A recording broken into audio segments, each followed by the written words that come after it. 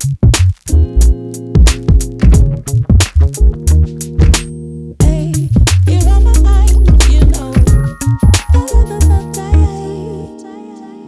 back, everybody, to round 3 of the podcast. How are you going, Zach? Yeah, I'm well, thanks, Josh. It's a lovely Sunday afternoon in Melbourne. How are you going? Yeah, really well, thanks. Really well. So, what's been happening over the last fortnight? Well, I'm back in the office full time. It's a bit of a change. Work's really ramping up, getting ready for Christmas. I've booked tickets to go back home for Christmas, which is cool. Oh, lovely. Yeah, so I'll see you in Brisbane in a couple of weeks. Oh, that's fantastic. Look forward to it. Yeah. That's me. That's what I've got to report. What about yourself? Yeah. Nice. I've been up to more or less the same old, if I'm being honest. Been doing more men's shed stuff and actually, I suppose this already brings me into the first topic, but I've been working on some Christmas presents. Like making them? Yeah. So I'm trying to do handmade and that sort of thing this year. Cool. What prompted that?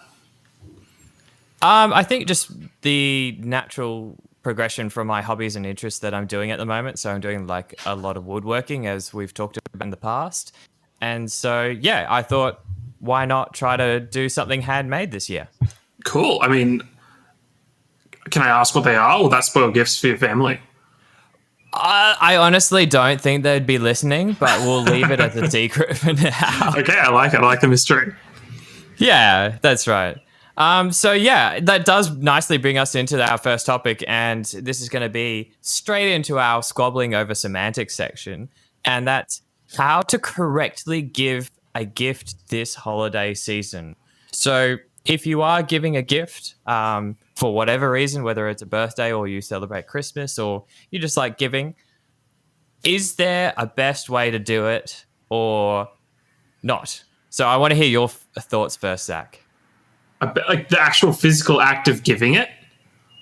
Is that what you're referring to? Like I want to know about the whole process. Like, okay. How many people do you give to?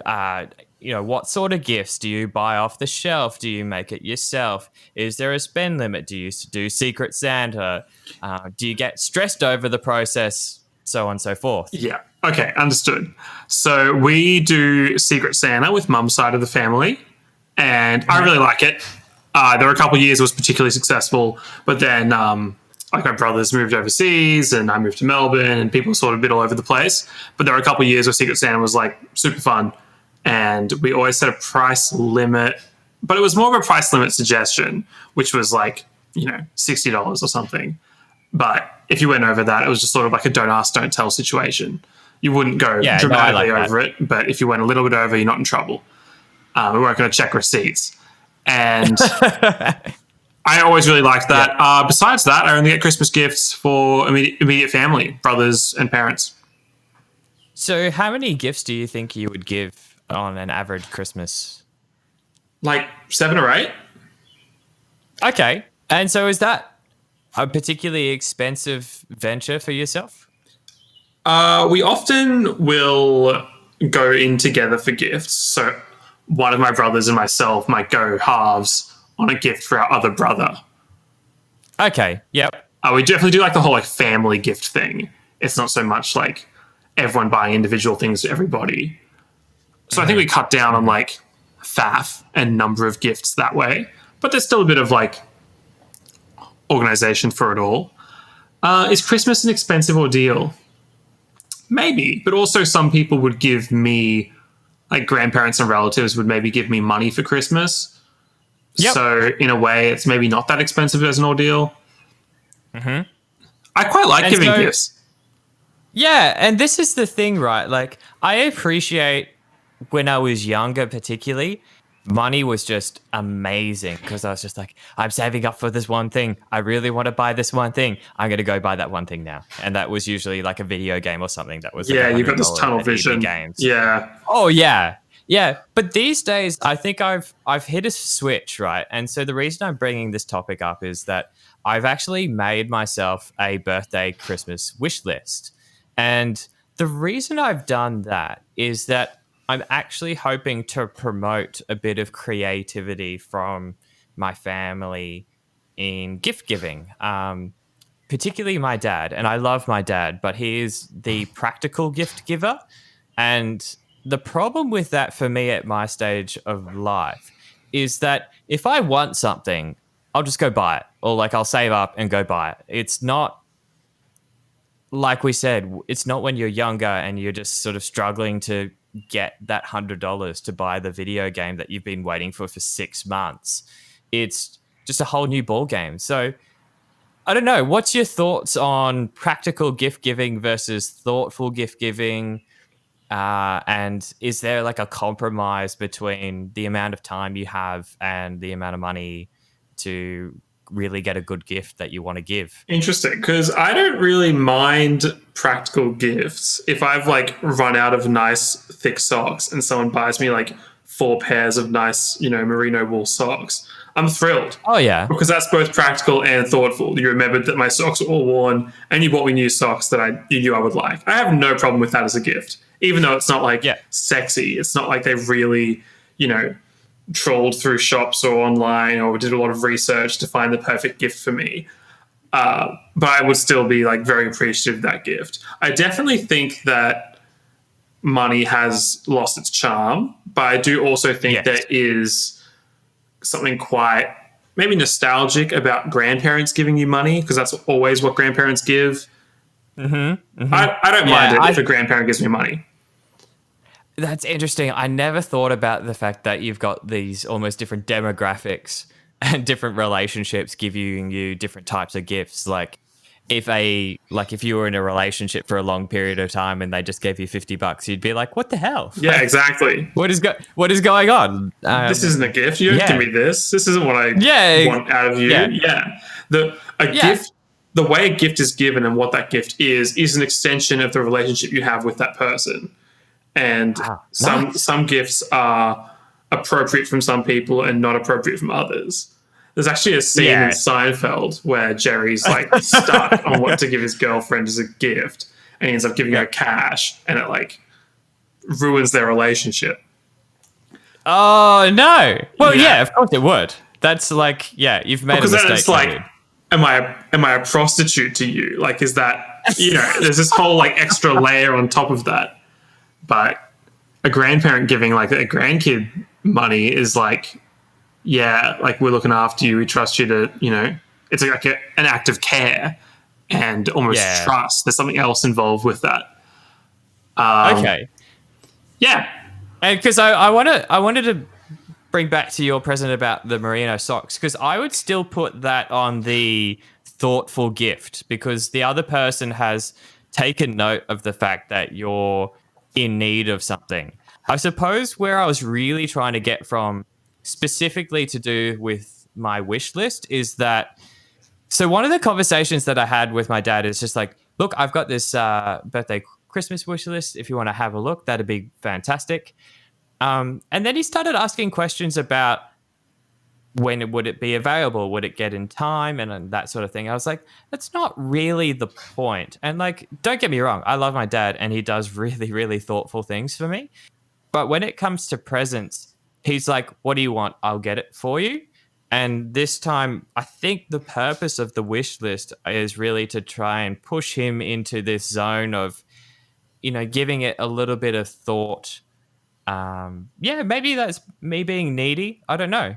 What do you think? I also have had the experience of people being like, oh yeah, here's the money, buy whatever you like. Mm-hmm. That then turns a gift into a chore for the other person, right? It's like, oh, now I don't get a pair of shoes as a gift. Instead, I get the job of going out and buying a pair of shoes. That's not what I want for Christmas. I don't want to go out to the shops on Boxing Day. That's the last thing I want. Don't give me that. I'd rather nothing. Yeah, it's almost like that, isn't it? I've got a few things on my wish list this year, and then I realized that there are some problems with some of them. It's like I wanted something from the US, and then obviously the lead time on that wasn't going to make it in time for my birthday next week. And so I was like, oh, well, maybe it's a Christmas or maybe it's something else. But yeah, it's the idea of the list, and I probably should have communicated this a bit more clearly, is to give people an idea of what I'm interested and looking for at this point in time. Like, we are at a point when we sort of can get anything for ourselves if we really need it or if we really want it. I mean, you know, as much as some people might be struggling for money and moving out and paying a lot of rent, there's always a way to buy a phone or a flat screen TV or whatever they're really looking for. If they really wanted it, they'll make do. But yeah, I think a little bit of creativity goes a long way. I think the other way to sort of bridge that gap is there are some things that people like or would like to buy for themselves, but for them it's just like a luxury. Maybe, you normally eat this particular cut of meat from this butcher, and that's just like what you would regularly purchase. But maybe this person's really into their meats, but instead you then go out of your way to buy them like a particularly nice, tomahawk ribeye, organic something, this exceptional piece of meat. And they're like, oh, I wouldn't buy this for myself, but you know that I would like that. Yeah, no, I agree. It's like you buy them the luxury version of the thing that they usually would consume. Yeah, I feel like candles would fall into that category as well. I feel like candles are just this gift that gets just like banked up in a cupboard somewhere. I also used to buy candles for people. Yeah. And then they would stop using them. And yeah, that one time you walk into dusk and realize that you've gotten completely sensory overload. Yeah, I can't handle those shops, hey. Dusk isn't the worst, but those like perfume shops. Yeah. There's one I can think of in the Valley. I literally walked in and had to just like back out immediately. I actually can't handle it. Yeah, it's funny, like when you go walking down like the shopping center and you're not really looking at the shops, you're just looking for the store that you're looking for. And then all of a sudden you just get this waft which has invaded your senses and you're like, I can sense a disturbance. Yeah, it's terrible. There's a dusk nearby. Or like a nail salon. And that smell of like that nail polish. Oh, dude. Yeah, it's gross. Heebie-jeebies. Well, as much as it's funny to think about personal gift giving when you don't really need things, how about moving to more important giving and specifically charity? So in that vein, you had a couple of thoughts about charity and whether it's virtuous to do so in the first place, which is really tricky. So I'd be interested to hear your thoughts on that. Yeah, so I think I used to very much so fall into the effective altruism camp, which is, you should only be giving to charity in the most effective way, right? So maybe the most effective way is an NGO that's providing clean water to villages in developing countries. This is incredibly effective, especially things like, basic hygiene, like hand washing stations, toilets, these sorts of things. They go to such great lengths. And like Fred Hollow's foundation, another absolutely like classic one, literally just restoring people's sight. And that's just the most enabling, empowering. It's like a perfect charity. But I think some people, I used to very much so fall into the camp that, I won't give to, say, a homeless person because that money could instead go to a more effective charity. Okay. I think there's a lot of merit to this argument, but I also think that there's a huge overlap between the people who hold that view and the people who donate $0 to charity. Yeah, I understand. So before we go on, I want to understand what you mean by effective, because I might have a little bit of a different opinion about what effective means. And when you're saying, effective altruism would be it's effectively only looking at quantifiable metrics in the sense like, how many toilets did we provide? How many hand washing stations did we provide? How many people did we immunize? And if you then like perhaps convert that to some sort of quality of life metric that you can improve or a number of years added to people's lives on average, let's say, then effective altruism would be trying to maximize these metrics that you can put on paper. Sure. Sure. Yeah, because the way I was thinking about effectiveness, and this is actually a little bit of a, you probably don't know this about me, Zach, but quite some time ago now, about 5 years ago, I started this idea called Dollar a Day Project. And the idea was that you give $1 a day for a month. And then I would act as an intermediary to donate to charities that I've investigated sort of into their background, have a look through their financials and that sort of stuff to try and substantiate the claims that they were making. And so the goal of the project was to pass on the responsibility and the difficulties of in donating to charities to a knowledgeable group. In this case, it was me who was not particularly knowledgeable, but that was the idea, because to me, there's this sense of I don't even know if the charity that I'm giving to is trustworthy. Like, are they giving this money to the cause that I'm looking for? Yeah, absolutely. And Movember's a great example of this. Movember itself isn't a charity exactly, but they fund other charities. Oh, interesting. So they fund a collective. I didn't know that. Yeah. They fund a collective of causes that are for like men's health issues. Mm-hmm. And that could be, prostate cancer or mental health or, suicide rates, whatever it is, homelessness, whatever. But they themselves are funders of other charities. Okay. And so I guess the question, and I'm not expecting you to know the answer, is my concern would be what portion of the donation are they taking as the intermediary then? And is that a good or bad thing in the whole process? Yeah, interesting, because I used to really care about the percentage of my dollar that was going to the charity. Mm-hmm.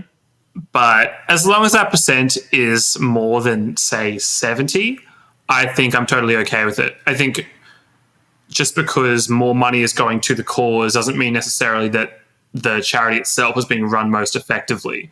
Sometimes you have to pay staff so the job actually gets done.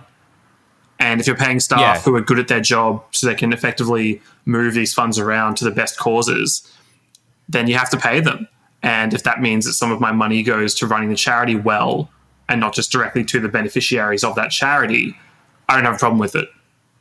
Okay, so my follow-up question then would be about the argument between economies of scale and then a small, tight-knit group which can lower their overhead. So basically what I'm saying is, are some of these charities getting too large for their own good and can't perform the actions that they intended to when they first started out?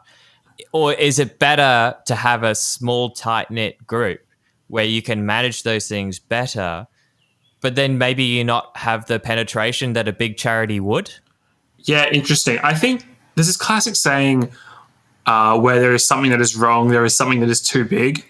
I do have some reservations about large charities, in the same way that you have reservations about large companies. Yes, exactly. When like Apple hit 1 trillion in value last year, I think it was. It's just like I that's just an unfathomable number to me. And yeah, so especially in the case of charities which don't necessarily get a good rap, particularly with embezzlement issues. Totally. And the other thing it does is for the person donating, they don't know exactly where their money's going. There's a charity that I'm quite familiar with called Rainforest 4 Foundation, and they primarily work trying to conserve the Daintree rainforest. Mm-hmm. And the way they do that is they effectively just raise money and then buy the plots of land that come up for sale. Right? So parts of the Daintree rainforest have been like zoned as private land. And I gotcha. Yep. They just effectively wait till they come on sale or approach the people who own the land and just say, hey, can we buy your land? And instead of developing anything on it, we'll just like donate it to a nature trust and it'll be untouchable for millennia. And they like organize deals, and that's like the whole operation. There's no like radical transformative idea in the whole thing. It's just like, if you give us money, we'll buy this plot of land and it's conserved forever. And it's so localized and targeted. It's the perfect charity. You know exactly where your money's going. It's just, yeah, I can't speak highly enough of them. But if they were larger and they were just like a general rainforest conservation thing and their general idea was to buy the land, I'd probably be less likely to give to them because there's so much more facelessness, so many more middlemen. So I think you're absolutely on the there money. is this. Yeah, I think you're right in saying that there is this sense of when you're giving to a charity, you almost feel like you need to be a part of it. And that could be a selfish thing. But I think it's what it really is just a level of reservation about ensuring that the money is going to the right place. And at the end of the day, this is money that you've earned in some form or another. And you're trying to do the good thing here. And you really, really would hate for that to go wrong in the same way that if you look at homelessness, for example, you know, do you give the person on the side of the street $2 because you don't know how they're going to spend that $2? Well, I You know, used to very pointedly not give to homeless. mhm. It used to just like not be something I did. I just walk past. But I think that was coming from this point of my charity is conditional and I want to know exactly where my money's going before I give it.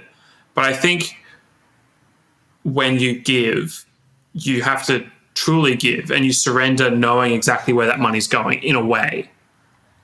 Yeah. In the sense that, Well, not knowing where that money's going. yeah, if I gave you $100 for your birthday, let's say, and I would have liked it that you spent it on a new hat, but instead you spent it on a bottle of scotch, I cannot then take the bottle of scotch off you.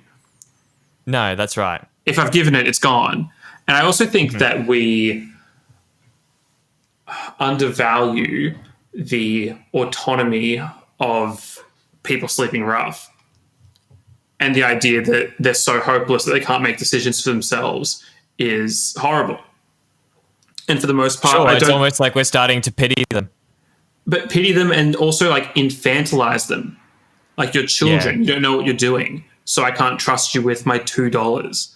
I just don't. I don't buy it. I would be surprised if a significant amount of money that was Yeah. given to homeless Yeah. people was immediately spent on alcohol and drugs. I'd be surprised. I think a lot of the time they're just trying to get a hostel for the night. They'd love to have a shower.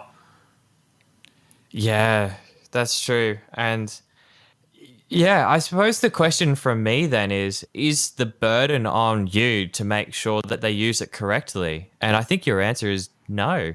Like Yeah, I don't you think so. do, yeah, you do something out of goodwill and put a level of faith in humanity, which is honestly part of the difficulty of this subject.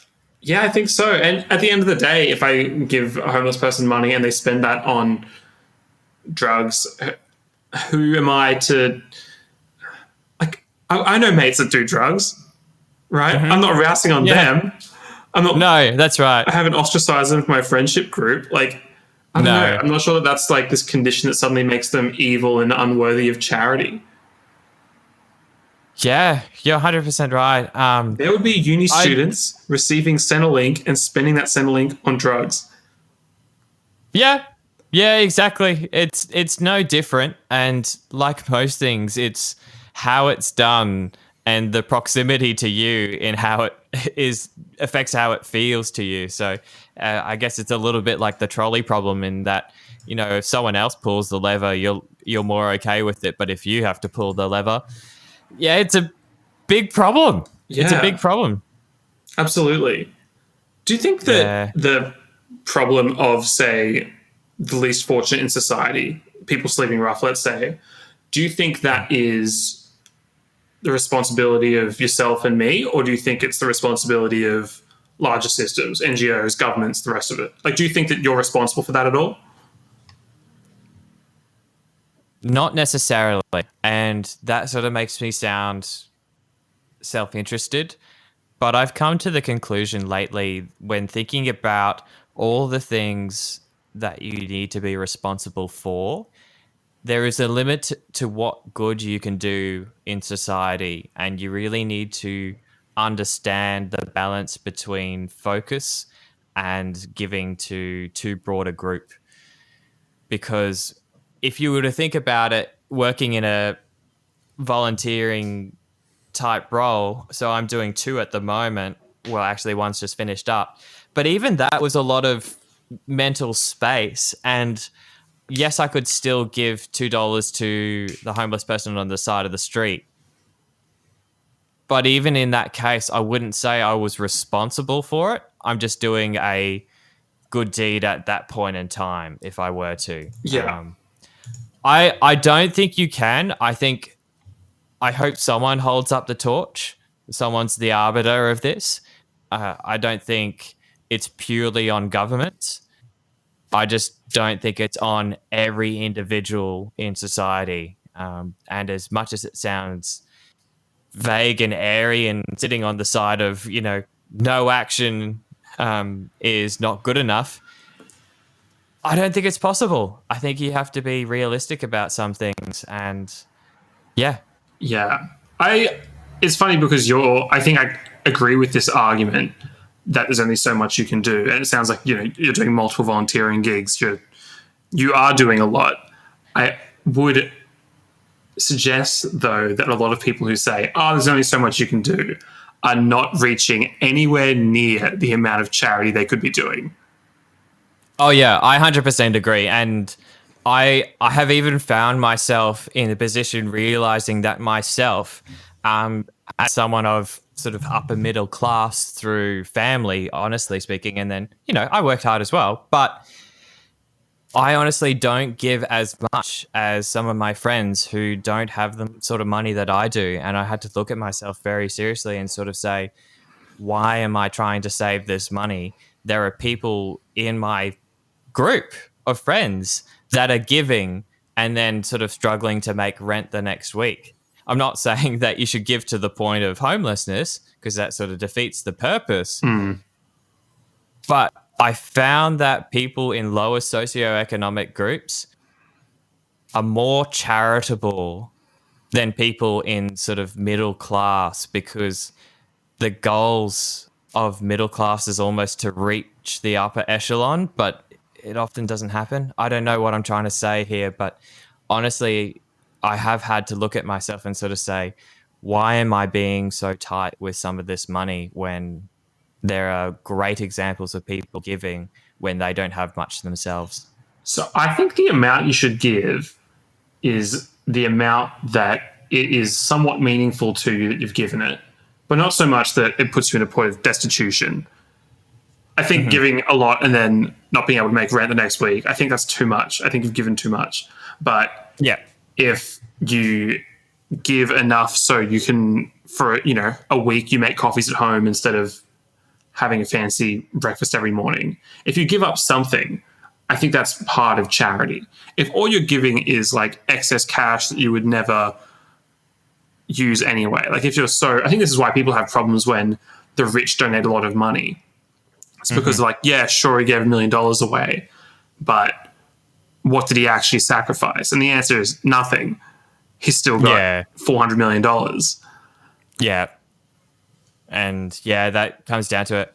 I hope that as an individual, I can learn to be a bit better with this, and hopefully get over some of my reservations about charities and the level of distrust that I have. And I think a good way to start is just to get to know people like yourself who know of these small-time charities that are really targeted and sort of have this level of a lower barrier to entry into donating, and then maybe from there just see what happens. Yeah, good idea. Yeah. So another topic that I wanted to have a look at today is looking to the future and looking to the past a little bit. So, Zach, in the 21st century, do you think it's possible to set your mark in history? Or have all the vistas been seen, conquered all the mountains, all that sort of thing? Because I looked at just a generic website, nothing particularly educational or of high standard, like it wasn't a peer-reviewed article. But some of the things that they've noted as landmark or hallmark events within the 21st century, I sort of categorized them into war and politics, finance, and then technological innovation. And I sort of worry that these are fairly unreachable for the vast majority of the population. And I wonder what that does to the psyche in terms of, well, what is my contribution? Well, there are people out there that are stoked and excited and invigorated by this sense of adventure. And then the barrier to entry just seems really high. Have I got that wrong? No, I think that's right. I think the way that adventure is painted in the media is the way you're discussing. Yeah. So, what would your idea be of adventure these days? Because another thing that I looked at is this example of a couple of guys who set up in kayaks through Iceland and made a really, really interesting journey through that. Planned it all out themselves, like they still used the tools available to them.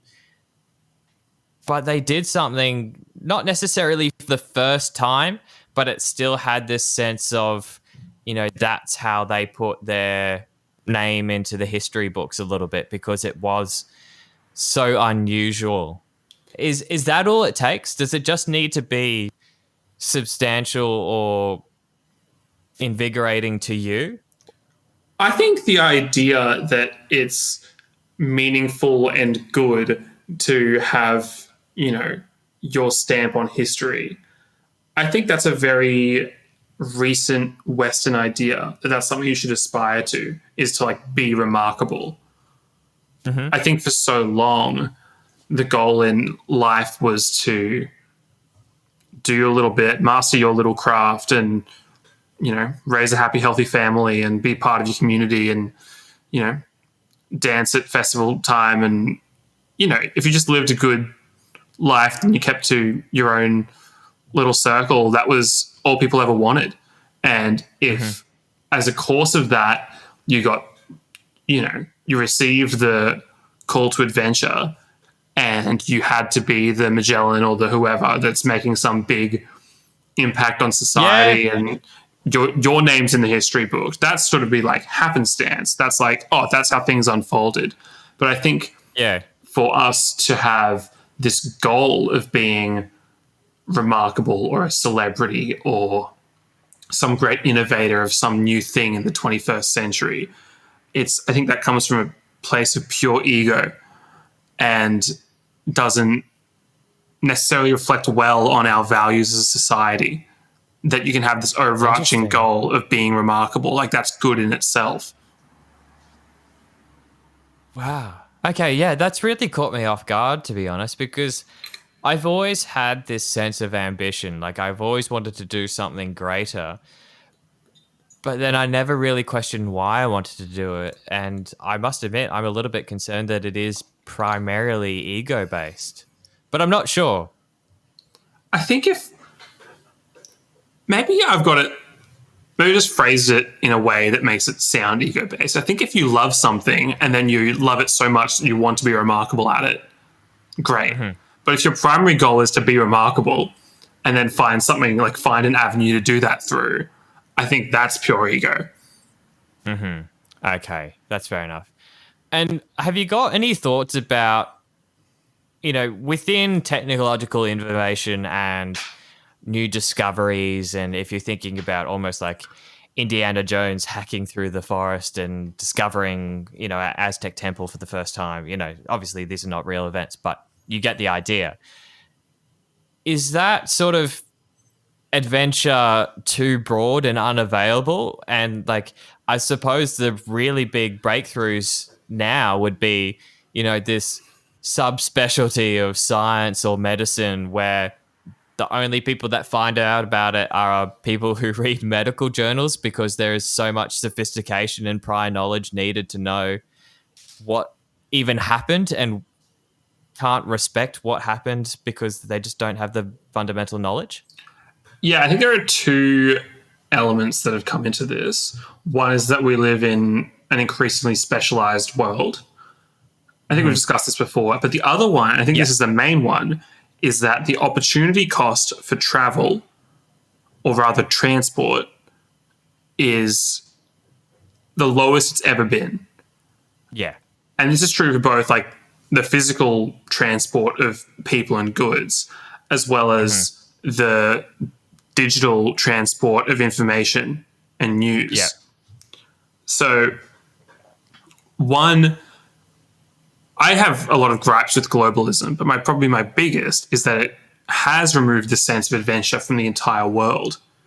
If you can have a live stream that shows you the snow monkeys in the hot springs in Japan, then why do you have to go? Yeah. And how do we even know Yeah. those snow monkeys are there? Because we've got video and news reports and people have been and they come back and tell you and the rest of it. The world's so connected, there's nothing to look at.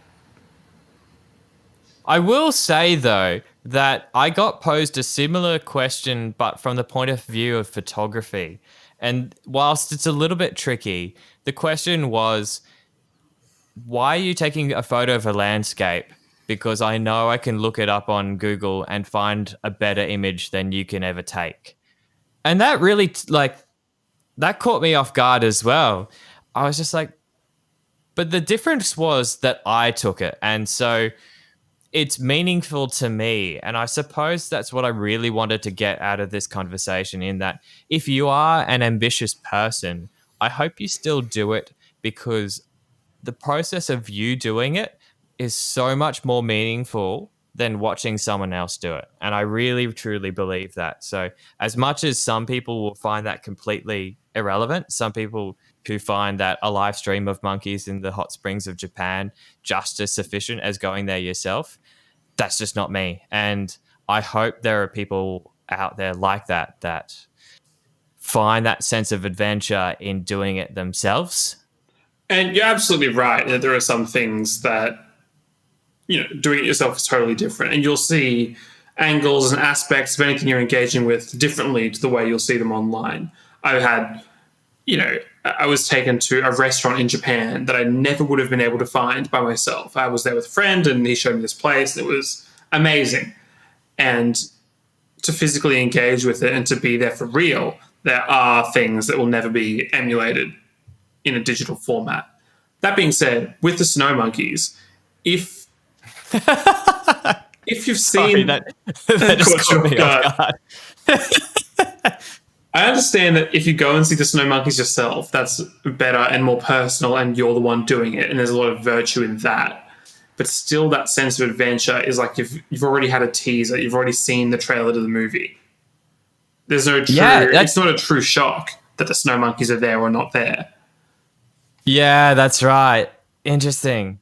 I suppose that's why, like, when I go traveling and I go to places like India and Nepal and that sort of thing, I just sort of start walking. Like, I won't read any of the materials on the best places to go.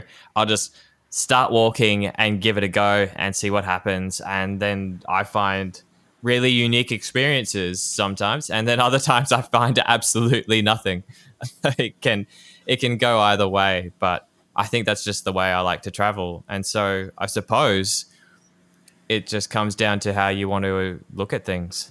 You almost have to go to lengths to avoid information while you're traveling. Oh, yeah. Which is the exact opposite of what you used to do when you were traveling, which is, I'm in a foreign land, I have no idea what's going on. Does anyone have a map? Yeah. Is there anyone that speaks English? I need something. You're looking for information, but now we're like, I actually don't want to be that connected to the information. Exactly. And if you do get lost, you probably just open up Google Maps to help you out of the situation anyway. Yeah. Yeah. So I guess the final thing on this topic that I wanted to discuss is, if we're specifically talking about technological innovation, because I think for most people, the barrier to entry for that one is the lowest. Like, there are some people that are starting up Bitcoin that, we don't necessarily know the name of them, but that's certainly a hallmark of the 21st century. War and politics, I would imagine, is far beyond the reach of most of the population. So the ability to create something from home or with limited resources, I think, has skyrocketed. But what challenges do you think people face? And the reason I ask this is that, for example, autonomous vehicles, particularly around Tesla in the States, there was a census, not a census, sorry, because that includes the entire population, but of the people that gave feedback, 74% said that autonomous vehicles would be safe in 2017, and that's fallen to 50% in 2019. And obviously, autonomous vehicles, I think, is going to be one of the major things of our lifetime, so the 21st century. That's a big drop. And I think there's been a few reasons for that. So there's lots of obstacles along the way, even though the barrier to entry is reasonably low. Yeah, so I have a particular feeling about autonomous vehicles, which is they were sold to us as if they were mere, I don't know, a decade away when they first started discussing them. They're like, oh, look, we've got this little thing that can navigate this track in the ground. We're so close to having autonomous vehicles. I think we're at least 50 years from truly safe autonomous vehicles. And I think part of this loss, ubiquitous. I mean, to the point where it's readily available to either utilize or purchase a vehicle that needs no human guidance. Okay. I think that's still a really long way away. I think maybe part of this drop is the repeated delays that people are hearing, but I also think we just live in a less trusting world than we did in 2017. Yeah, and I think this is part of my point in that even if you do come up with something incredibly innovative, the amount of paperwork and legal barriers that you have to overcome and even just the emotional presence of the potential buyers, it's a lot to overcome. And I wonder if that's going to hamper the ambitious person, or whether an ambitious person is just going to push through it anyway. Well, do you think that throughout history, it's always been accessible to everybody to have a footprint on history? Because I don't think so. I think for the most part, the people who have even the potential to make a true, mark on history has always been a very, very select group. Yeah, that's true.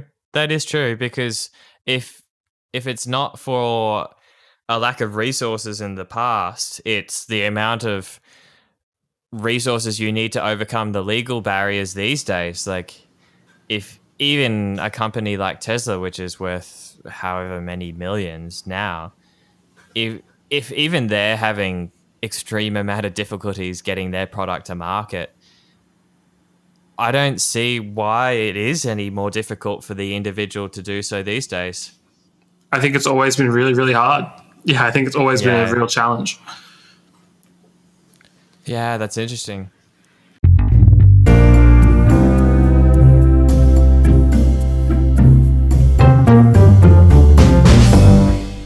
So, Zach, to finish off our conversation, I thought we'd end with, we've looked to the past now, or sort of setting your mark on the past. What's something that you're looking forward to? Is this in the context of like a societal thing, or just generally what are you looking forward to? Oh, just taking it right back a notch and sort of just saying, what are you looking forward to personally or societally? Yeah, you can say whatever you like, actually. This is going to be a pretty relaxed one, I hope. Okay. I'm looking forward to my trip back to Brisbane. I just want to see my friends and family and spend a couple of weeks away from computer screens. And I don't know, I've spent a lot of time in the exact seat that I'm sitting in this year. And I'm just looking forward to a proper change of scenery for a couple of weeks. I think I think everyone needs a bit of a reset. Yeah, I think we have got to a point where we can do that, though. So that's something to be thankful for, particularly in Australia, is that we do now have this opportunity to reset the batteries, rethink our situation. And, as much as it won't be a New Year's resolution, we can now start planning to the future based on the facts that we have now rather than living sort of day to day with this not really sure what's going to happen. Yeah, I think that's one thing that I've really felt this year is I'm quite a planner, and just not being able to plan confidently, I found quite difficult. Okay, interesting. So your anticipation is that, thank goodness I can have a little bit more reliability in the events of my life. Yeah. Even if they're limited options, I at least know what the limited options are. I quite like a level of chaos and uncertainty, but I like to have voluntarily engaged in it rather than it be thrust upon us. There's a big difference. There's Huge a big difference. Yeah. Just in like the same way when we were talking about travel before, in that, when I go to India and I start going down side streets, I've sort of set aside 3 hours, and I know that's going to be my adventure time, and that when I am finished doing my adventure, I can open up Google Maps and find the restaurant that I'm going to go have dinner at. Totally. Huge difference between walking down this side street voluntarily and being kidnapped, is what you're saying, right? They're very different phenomena. Yeah, that's exactly right. I'm also looking forward to, I've got a couple others that just popped into my head. I'm looking forward to getting back into martial arts. I think that'll be all warming back up in the coming weeks, which is good. I'm also in maybe a 3 to 5 year time scale looking forward to buying my own place. I'm really sick of renting. I'm looking forward to the stability of my own home. Yeah, okay. And so is that that sounds like an emotional thing rather than a financial or practical thing. Yeah, absolutely. It's practical, maybe. Definitely not a financial decision. I don't think it's like... Yeah. I would only buy a home that I wanted to live in. I would never think about it as like an investment first, then a home later. Yeah. I had this experience where my cousin, who's a year younger than me, has just bought a house. And I always would like look at her as my little cousin. And then I had like this freaky moment where I was like, oh, she's like in a committed long-term relationship and has bought a house with her partner. And, I just saw how much like joy it brought them and how it's like this new chapter in their life. And I don't really buy the whole like boomer idea that home ownership is everything. But as people I know have started to buy their homes, there's a lot to be excited about with that. Like, I can get to like set up a home gym in my own house, and if I want to renovate this part, I can just do it. Oh, I want to cut down that tree. All right, I'll cut it down, and then I'll plant another one. Whatever you want. I've always felt like... I think it's good that you're taking the viewpoint that it's not peer pressure. It doesn't sound like peer pressure as much as it could be when, you see people starting to get married and have kids and buy houses and that sort of stuff. And it really doesn't sound like you're having this sort of existential crisis where you're just like, I'm not up to par with what society expects of me. It's legitimately just... you've noticed the freedoms that these things allow, and it's something that you're aiming for. So I'm really, really happy that you've found that little goal for yourself. Yeah, absolutely. And also, I think some people are really comfortable renting. Like, they don't really feel this need to be particularly attached to a place. It's like, I can rent here for a year and then there for 6 months, and maybe then I'll move cities or whatever. And I know I did move cities, but even still, even while I've been renting, I just feel like my roots aren't here. There's like furniture that came with the place I don't really like, but I can't get rid of it because it's not mine. Yeah. Just all these little things like, are we changing energy providers? Are we doing this or that or whatever? That would annoy me so much because, like as we discussed briefly, my plan was to travel this year, and obviously everything went sideways. And so my goal was always to move out by the time I'm like 25. So I'm turning 26 next week, which I'm actually really looking forward to. But at the same time, I have had the luxury of when I'm living with Dad, I can make some of those decisions. So, like I've currently taken over half the garage with my DIY stuff. So I really appreciate that. I'm able to do that and sort of step out into some of the benefits of home ownership. I still really want to make the move for my own someday because I think it's it will be a completely different feeling because it'll be like from grassroots, this is my place and I'm doing all these things to improve it because I'm working from, bare bones and I've done all this effort and I'm really proud of it. So I'm looking forward to that as well. Yeah, absolutely. And do you feel like when you move out, will that be renting or would you like to purchase a place? What are you thinking? I think the difficulty for me at the moment is that as much as I love my job, it's still a casual role. Yeah. And so I don't want to make any big decisions until I find a level of permanency because it just doesn't make sense to me. Like, I don't want to buy a house out near, because I'm working in Milton at the moment. I don't want to buy a house near Milton and then all of a sudden I have a career change for whatever reason. Like, I'm loving my job at the moment. And if I go full time there, that would be great. But it's not a certainty. And so it just doesn't make sense to me. I really do feel like I need to move out and rent first.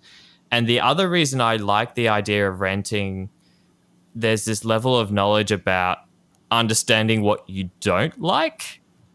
And then you look out for that when you go to buy your own place. So, like, is there anything that you've noticed in your rental area where you're just like, I'm 100% not having this in my first home? Oh, yeah, absolutely. But obviously, we had to compromise just because living in Melbourne is so expensive and the rest of it. You're not going to get to tick every box in your first rental and pay exactly as much as you want. We don't have a balcony. Yep. We've got great lighting, and that's a huge tick. And our windows are good. We've got easterly aspects in our bedrooms. Lots of things are huge ticks. But we don't have a balcony, and I would never buy a place without a balcony after living in one that doesn't have one. Yeah, right. It's just like that ability to go outdoors, even in a cityscape environment, just has that level of difference for you. Yeah, just a little private space outside of your four walls, I think is just essential. Mm-hmm. We've got like a little courtyard we can sit in, but it's not the same. Yeah. And the other thing is I live quite near train tracks. Oh. And that was like quite fine when I was going to work all the time. And it's good that I'm going back into work now. But working from home, we've discussed this. It's just like a shocker. I didn't realize that how bad it was to be. I don't know, you got to think about what's around you as well, rather than just like the place you're in. Yeah, it's really interesting because we've got a rifle range near my place, and because I grew up here, I've totally zoned it out. And so when people come over for the first time, they sort of say, "Is that guns?" And I'm like, "Oh yeah, there's like a rifle range nearby. I just don't even hear it anymore."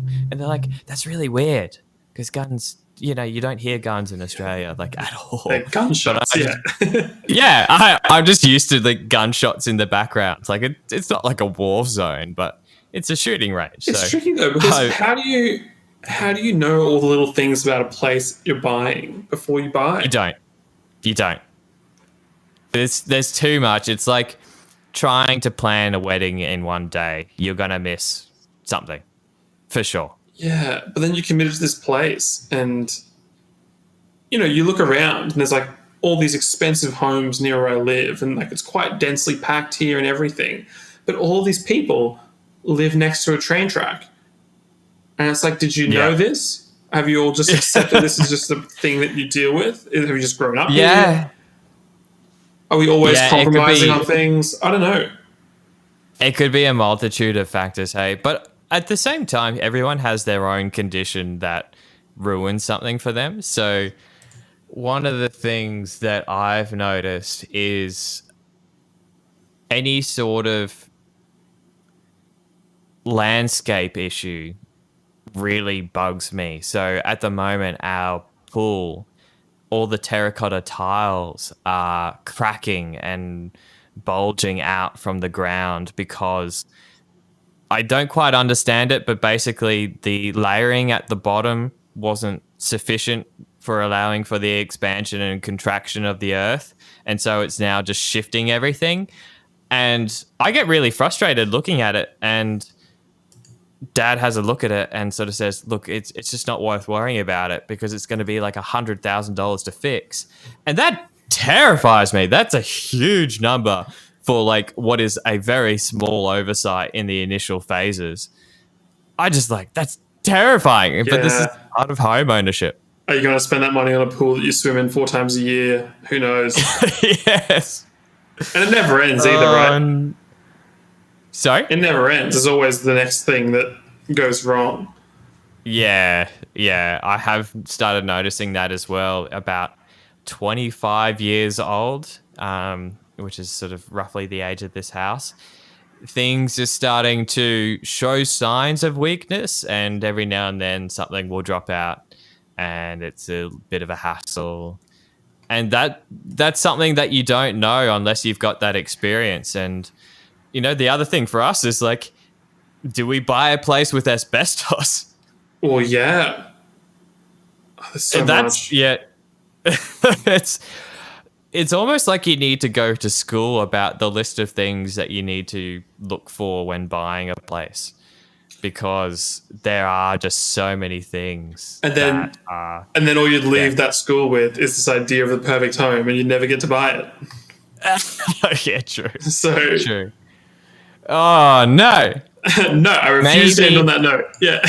Yeah. Maybe the idea is that you try to rank the things that are really important to you and the things that you absolutely just like no-go zones. You know, I won't get a house without a two bedroom,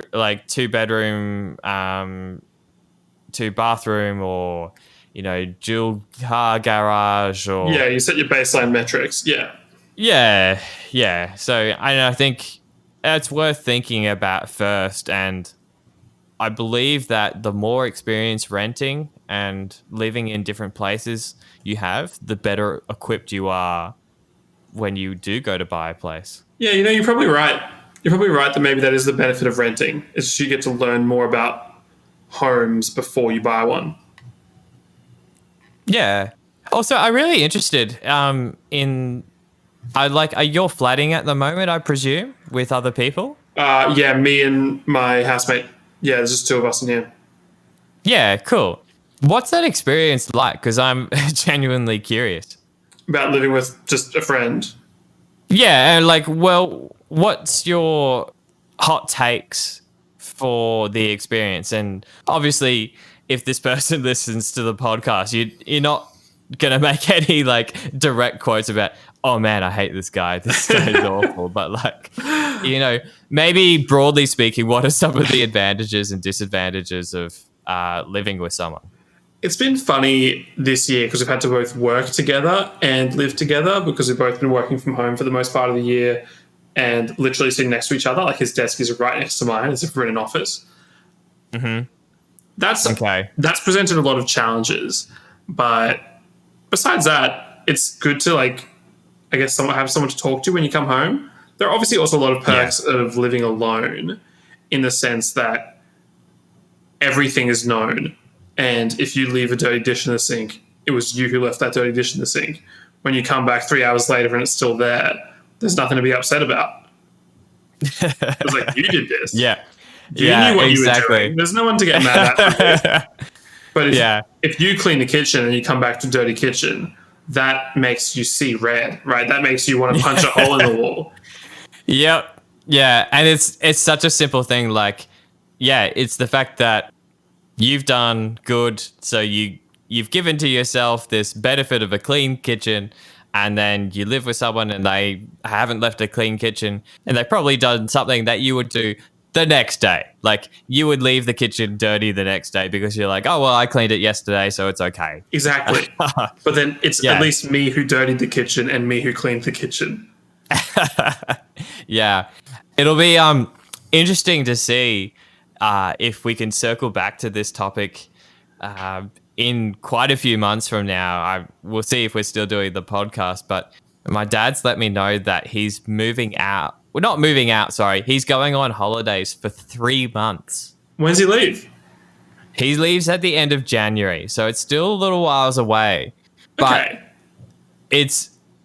it really, really almost like shocked me / scared me because I was like, oh man, like I'm legitimately living on my own for 3 months. Like, Right I haven't had to do much of the like difficult, like, living with landlords or buying a place and having a mortgage. I haven't had to do all that sort of stuff, but it still has thrown me into the territory of, looking at extra bills and thinking about maintenance of the whole house in general. Like usually it's a shared load and now it's going to be like a solo load, and how that affects my life. I'm excited, but like a nervous excitement. What do you think like the one thing is?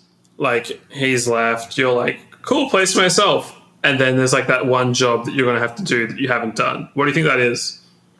Oh, I'm pretty decent with the washing these days, so I'm going to rule that out. I honestly don't think I'm going to know until the time, but for sure, looking after the yard and looking after the pool is going to be difficult because I don't do a lot of yard work. So like I was pulling out weeds and stuff the other day, but it's a shared load situation. But I'm going to have to just remember to do it in the first place rather than being like, hey, Josh, would you mind doing this? I'm like, yeah, sure. No worries. Give me a minute. Yeah, it's all the little things. He's the one noticing I'm going to forget. And then, because the one thing my dad kills me for at the moment is not taking handkerchiefs out of my pockets. Oh, when you throw them in the wash. Yeah. Yeah. So I always leave them in there because I'm just hopeless. Like I'm a 5-year-old who always leaves it in there. Like at least it's not money, and we're not the sort of household that sort of says leave money in the wash, goes to the parents. We're not like that. Yeah. But yeah, handkerchiefs is just my thing that I can't do. That's super funny.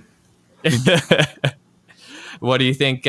Just to wrap up the podcast, what do you think is going to be the big step for you in owning your own place? Like, what's the obstacle that you're going to have to overcome personally?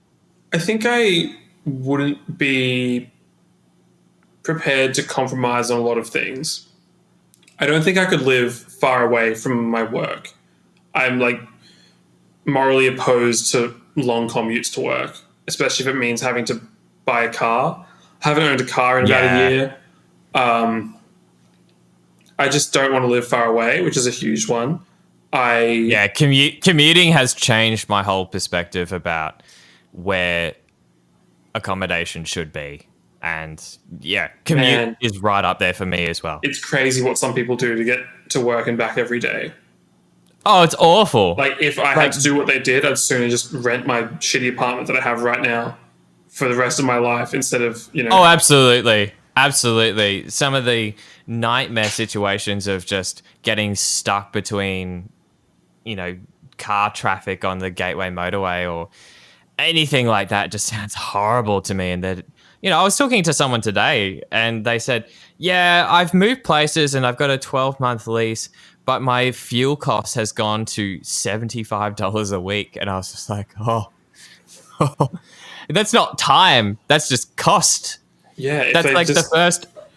Yeah, that's the first half of your working day. Like, go to work on a Monday, work for the first few hours or like 4 hours or lunch, whatever. That's just fuel. That's just fuel for the week. Yeah. And I was like, oh no.